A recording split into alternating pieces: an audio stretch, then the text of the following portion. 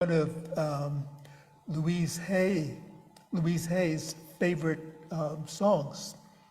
And so it's always nice to find that uplifting reminder that we're to love ourselves just the way that we are.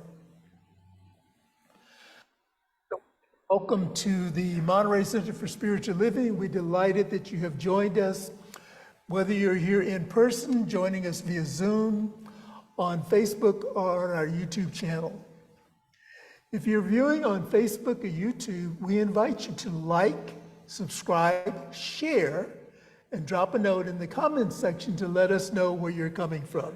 So remember, like, subscribe, and share, and drop a note. That's your assignment. And so we're beginning our September theme with the title for the month of Love Out Loud. And this corresponds with our annual global theme, which is Living Out Loud. So this month we're going to love out loud. Marianne Williamson, in her book A Return to Love, writes, "Love is the essential, existential fact. It is our ultimate reality and our purpose on earth. To be consciously aware of it, to experience love in ourselves and others, is the meaning of life." Tomorrow is Labor Day here in the United States, Monday, September the 4th. And it is, for some, the end of the summer holiday season. Many schools have started back and other schools will be returning. And so things will be returning to a usual activity. Labor Day also is celebrating work in the labor movement to protect workers. And Owners Homes offers this for reflection on our work. Seek to make your work a prayer, your believing an act, your living an art. It is then that the object of your faith will be made visible to you. It is then that you shall kiss the lips of your desire. And this is from his book, This Thing Called You. And so our topic for today is I love myself so much. Familiar words for many of you. I love myself so much so that I can love you so much, so that you can love you so much, so that you can start loving me. Let's do this as a call and response this morning. So first of all, point to yourself and say, I love myself so much. And then point to someone else and say, so that I can love you so much. So that you can start loving me.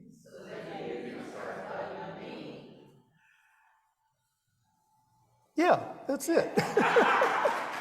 I've got notes and I'm looking for something more. I love myself so, and this is the song that we teach in junior church and in teen church. And a lot of the teens learn this out of camp. And so we bring it into our adult services also. But it truly sets the tone, I think, for not only our September series of Loving Out Loud, but it sets the tone for our lives. If we just reflect on those words for a moment, I love myself so much so that I can love you so much, so that you can start loving you so much, and you can start loving me. That was the piece I left out, that you can love you so much that you can start loving me. Cartoon character Winnie the Pooh wore a crop top with no pants, ate his favorite food, and honored himself. So can you. And so I'm wearing this morning, I'll step aside and do a little turnabout. This was my tie-dye creation that I did last week. I promised I would wear it today, and I see some of our fellow congregants are wearing theirs. Amy is wearing hers, and Meg, is that a new one or is that okay? So we had fun doing this as part of the ongoing celebration of the life of Meg's sister, whom we gathered last week. In our philosophy of science of mind, Ernest Holmes, who's our founder, writes this in the Science to Mind textbook on page 297. All is mind. And as we attract to us what we first become, until we learn to love, we're not sending out love vibrations. And then not until we send out those vibrations can we receive love in return. And what Holmes is saying to us in this statement is that we live in a reciprocal universe. So what we send out comes back to us. It's that type of circular motion, if you will. And so when we are given the choice to change the vibrations that we send out, and this is what we are to be mindful of, what it is that we're sending out.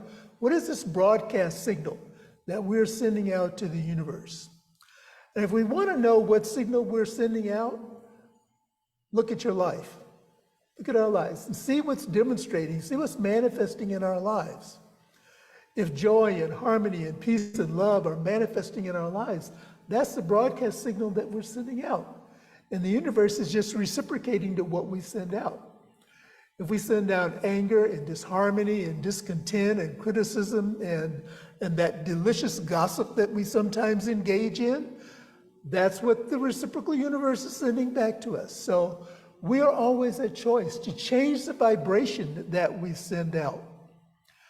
Living a spiritual life requires a conscious understanding that spirit, or God, is love. It is expressing itself in and through and as us at all times. Loving ourselves helps us to remember that our intuition is always nudging us in the right direction. Our job is to listen and to follow. The loving presence of Spirit is always guiding us along a perfect path, even though it may seem imperfect with the human experience that we're living. Remember, we are spiritual beings and that our path is always a perfect path for us because there's always something to learn in each experience. Trusting our intuition is the most loving place that we could make. It means surrendering my will to the greater idea that Spirit has for me. This empowers us to take responsibility for our lives. There's a song that I was looking for this morning. I don't have all of the words, but it was, there's an artist by the name of Brenda Lee Ager who sings with the Agape Choir. And in this song, Brenda talks about being in the Spirit, talking with the Spirit one day and asking the Spirit, what's in store for me?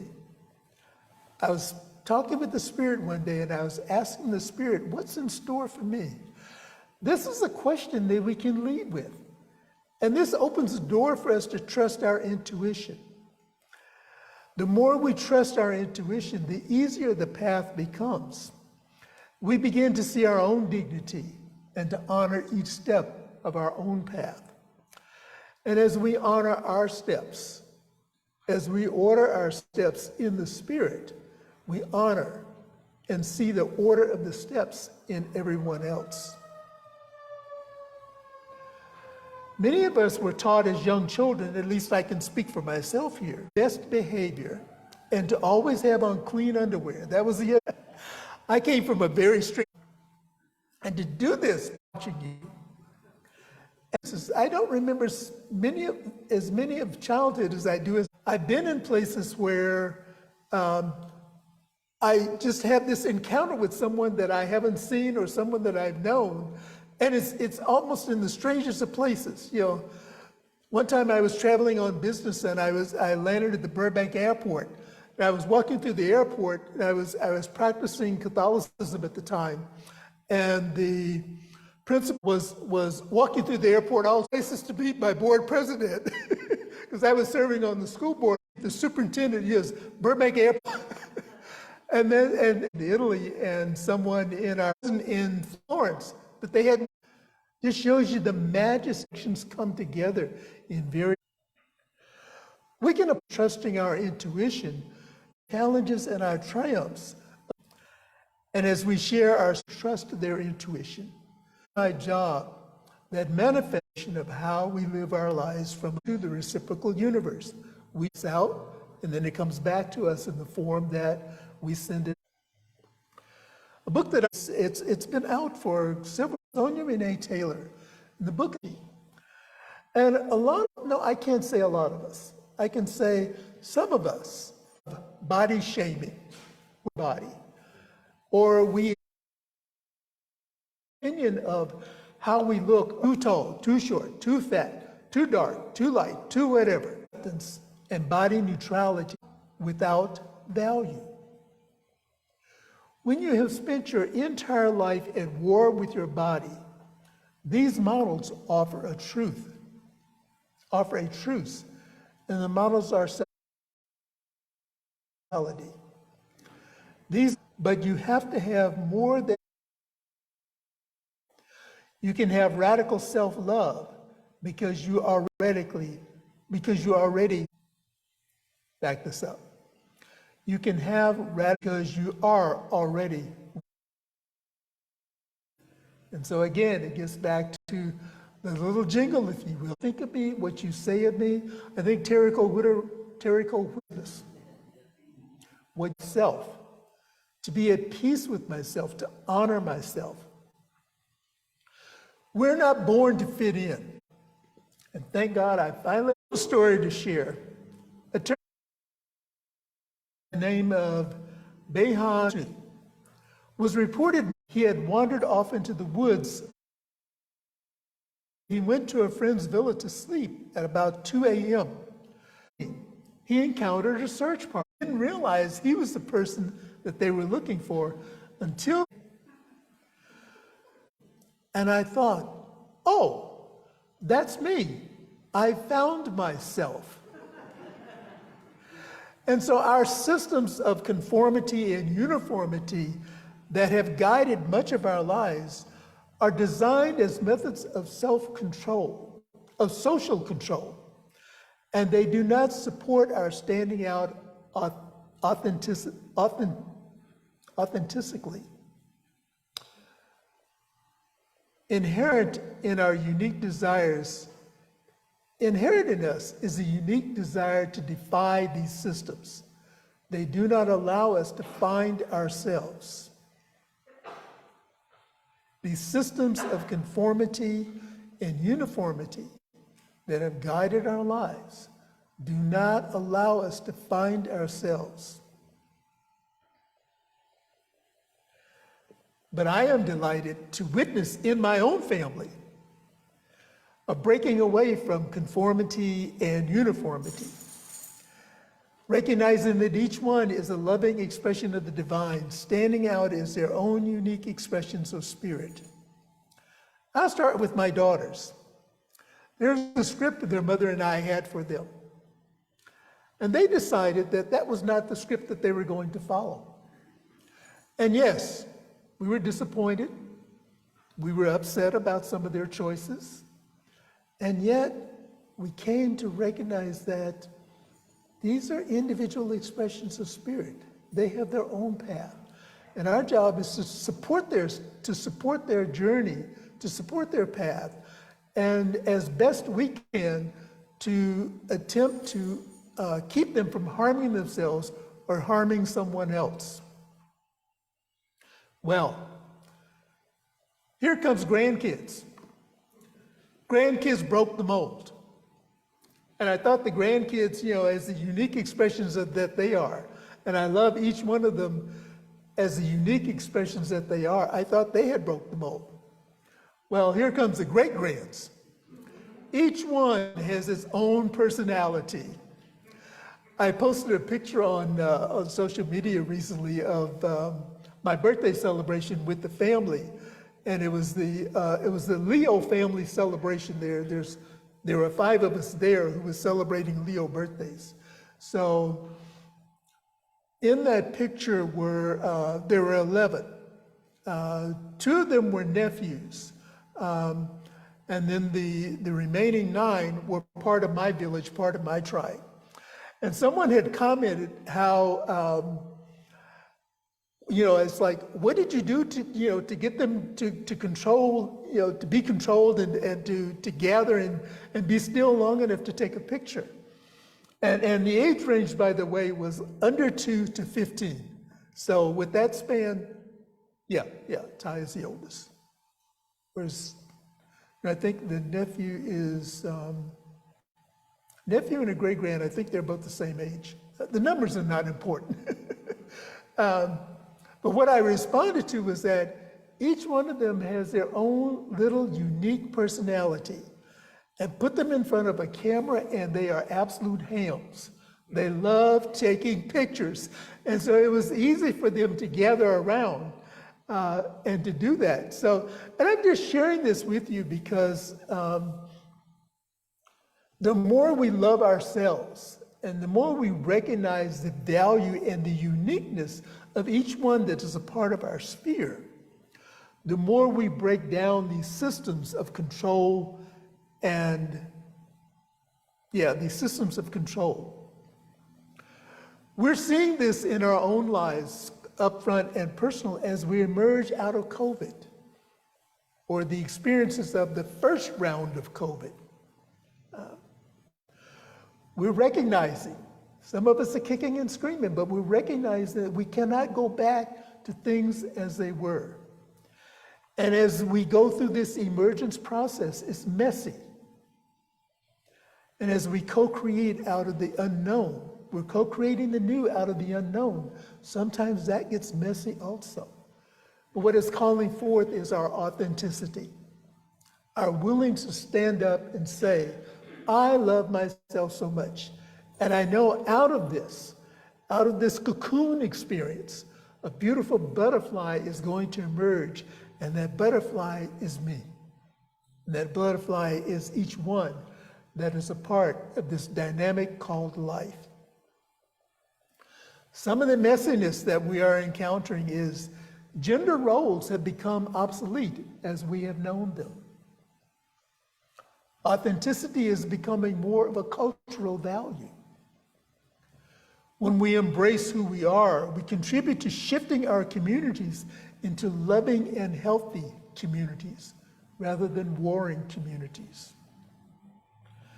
Embracing our identities as divine expressions of spirit invites others to do the same and may also inspire others to do the same.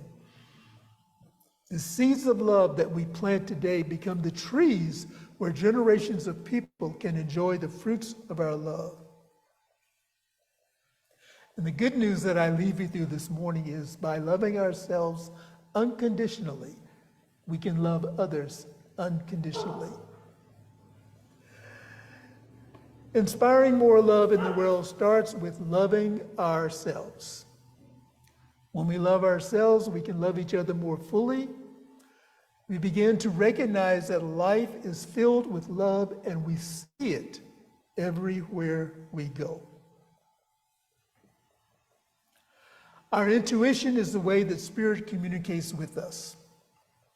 When we listen to our intuition, it guides us and we're in the flow of love. Recognizing the divinity within all starts with recognizing our own divinity, and we consciously direct the energy of love to transform our communities around us.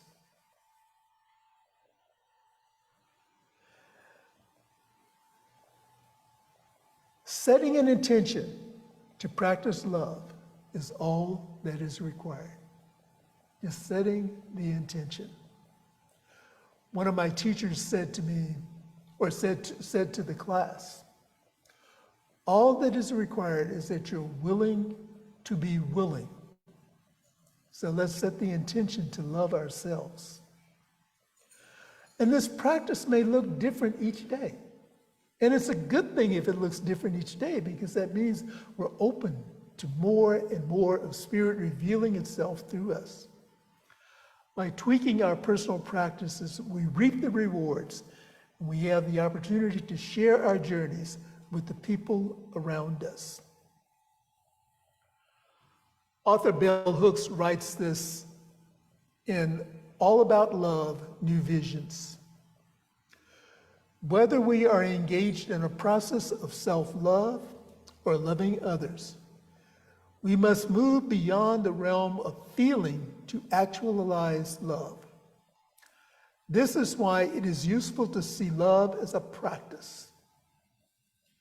See love as a practice. Let us now say together our affirmation for this week. I am love, and I love myself out loud. Let us pray.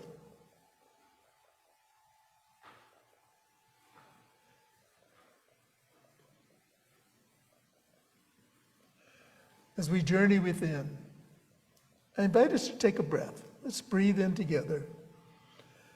Release. Let's take in another centering breath, a deep breath, breathing in, releasing. With that release, let us recognize the all-prevailing presence of God, the allness of God, the allness of spirit, the allness of this creative intelligence, the allness of whatever it is that we identify with as a higher power. Recognizing that we are one with this power and this presence. Each one a unique, unrepeatable, one-of-a-kind, individualized expression of this essence. And so I speak my word this morning in gratitude to know that this essence lives, moves, and has its very beingness as all of life that I see within myself and that I see around me. As we look to nature for its lessons, as we look at how everything is in actual harmony and balance in nature, so it is true of our lives. As we move from one experience to the next experience on this grand adventure called life, we know that our steps are ordered and that there is nothing to fear, only to love. Only to love ourselves and only to love others. And moving along this journey, we encounter those who may have a different perspective, a different point of view, or a different definition of love. And our job is not to challenge. Our job is not to correct. Our job is to be the place where God shows up in our own lives and to let our light shine as the true essence of who we are. Because as we illumine our light along the path, other lights are inspired to join in. And more lights are inspired to join in, and more lights are inspired to join in. And soon, everything around us is illuminated with the light of joy and peace and happiness and contentment. Everything is illuminated with the intent to be in service, to be the change that we wish to see in the world, and to know that that change can come from within and be expressed in the outer. I speak my word this morning for those who are holding a prayer request in their heart, knowing that whatever the request is, the Spirit is saying yes. And so we have an opportunity to share that prayer request with a friend, with a confidant, with the minister, with the practitioner, in trust and in confidence, releasing any concerns, knowing that everything is always working for our highest and best good, right here, right now, in this very moment. I lift up a fellow colleague, practitioner friend, fellow classmate, who is walking the journey this morning of releasing her mother into the next greater yet to be. Knowing that as this period of grief and mourning for the absence of the physical body is very present, is very real, there's also a deeper knowing and a deeper truth that the loving arms of those who have gone before have prepared the way and are receiving my friend's mother and everyone else who is experiencing the transition of the loved one in their lives. What we believe and what we know, what I know, what I believe, is that the welcoming arms are preparing them for their next life in this continuing book of life. They have merely put a period at this chapter and turned the page to start a new chapter. And so we lift each one in love and in prayer. I speak my word this morning for right livelihood. Right livelihood may look like the housing of choice. Those who choose to live unhoused and those who choose to live in a traditional housing situation. Knowing that the right and perfect location is revealing itself, is making itself available right here and right now. That perfect match is being made and all is in divine order. Right livelihood expressing as gainful employment. Right livelihood meaning the resources are available to share, spare, and have enough to cover all of whatever my needs are. Knowing that this is done right here, right now in spirit. Spirit is always saying yes. Someone said that the God that we love and adore and that loves and adores us is a right now God, which means everything that we require is happening right here, right now. And for those places where people are gathering in the name and nature of love, I bless them. I bless their journey, recognize that there are many paths that lead back to the one source. And so in gratitude for this and so much more, I release this word now back into that law which always says yes. I know it is done, and so I just allow it to be. And if any that I have said resonates with you in any way, please join me in affirming it by saying, and so it is. And so we have the opportunity now to participate in the divine flow of circulation.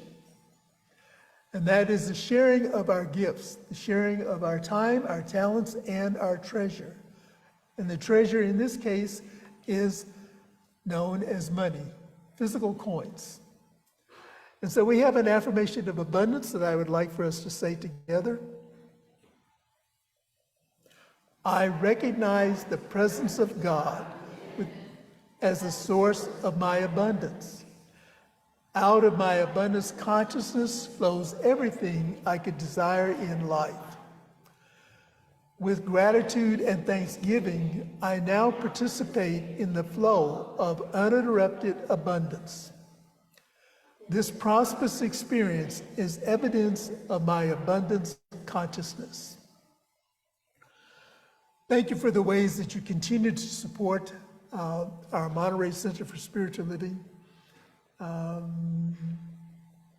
This week, 2 days, income was in the mail.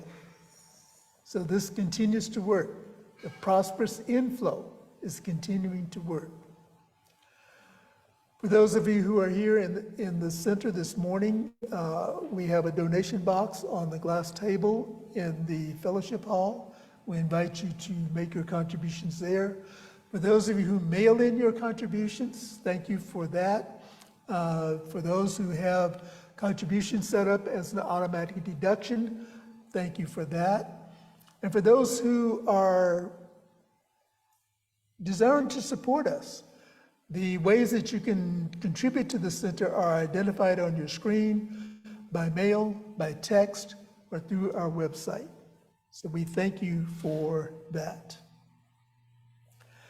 And so as we prepare to say good morning, because it's always morning someplace on the planet, as we say good morning to our Facebook and our YouTube viewers, we invite you to return next week as we continue our September theme, Love Out Loud. And the message is Love on a Spectrum. And remember to like, subscribe, share, and comment where you're viewing from. And we will see you the next time. Thank you and good morning.